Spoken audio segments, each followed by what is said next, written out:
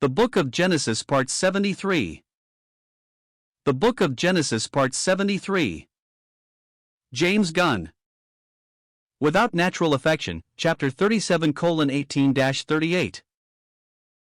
The Apostle John declares, He that hateth his brother is in darkness, and walketh in darkness, and knoweth not whither he goeth, because that darkness hath blinded his eyes. 1 John 2 verse 11. The blindness of Joseph's hateful brothers became more intense with the passing of time. For many years no light penetrated the darkness in which jealousy, hatred, and malice had enveloped them.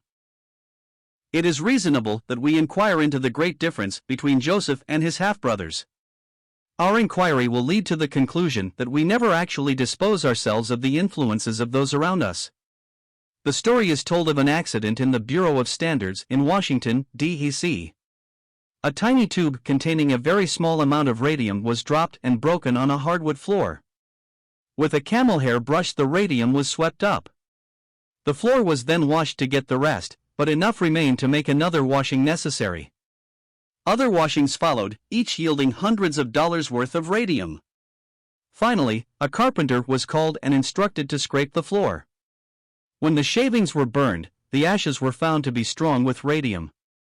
Likewise, it is impossible to entirely remove human influence, whether it be good or bad. The life of Jacob, generally speaking, falls into two parts. The first part, before his experience at El Bethel, Genesis 35 verses 1-7, the second part, after that wonderful experience. Before El Bethel. Joseph's half-brothers were adults before he was born. They had been reared while Jacob was still in Mesopotamia, and without doubt had been greatly influenced by the life at Haran.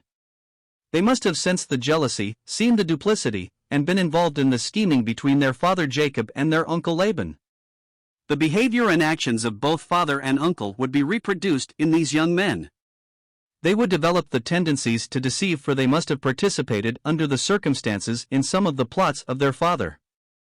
Indubitably, Jacob saw in these sons an expansion of his own life previous to the experience at El Bethel. After El Bethel.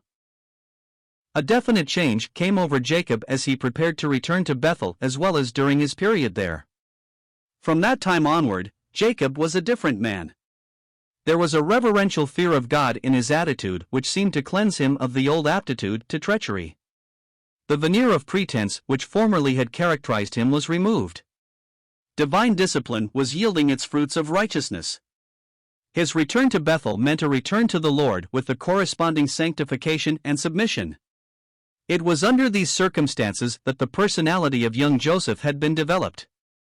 The spiritual influence of improved home conditions is reflected in the life of Rachel's son.